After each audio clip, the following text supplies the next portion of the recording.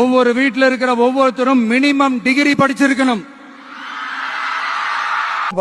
நான் வந்து visual communication டயலால ரொம்ப டஃப் சீட்டு கிடைக்கும்.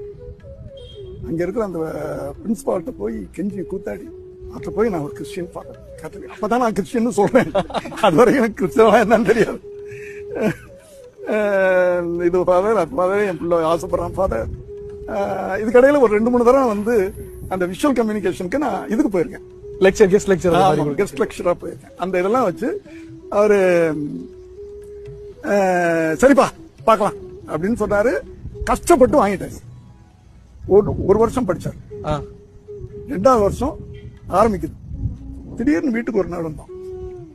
அப்பா எனக்கு காலேஜ் போர் அடிக்குது. இப்படிதான் காலேஜ் போர் அடிக்குது. நீ விருப்பப்பட்டு தானே போன? இல்லப்பா எனக்கு சரியா வரல, நடிக்கணும்பா. சும்மா ரொம்ப ஈஸியா 18 வயசு சார், ஸ்லிம்மா இருப்பாரு. இப்போ நடிக்கணும்பா. முடிடா இந்த கோர்ஸ் முடி நடிப்போம். இல்லவா காலேஜுக்கெல்லாம் போறது. அப்புறம் தான் கேள்விப்பட்டேன் அவனுக்கு ஒரு 4 ஃப்ரெண்ட்ஸ். இப்போ ஜெயா டிவியில கூட இதா இருந்தாரு. இப்போ எம்பியா கூட அவருக்கு ஒரு சீட்டு கொடுத்தாங்க. அவர் தான் லெக்சரர் விஜய்க்கு. வேற என்ன? ரவி பெர்னாட் விஜயோடைய ப்ரொஃபசர்.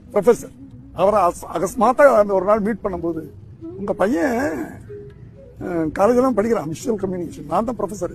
நான் ஒரு நாள் கூட கிளாஸுக்குள்ள பார்த்தது கிடையாது. எப்பாவது பார்ப்பேன் 4 பேரோட இந்த காம்பவுண்ட் மேல உட்காந்துருப்பாரு.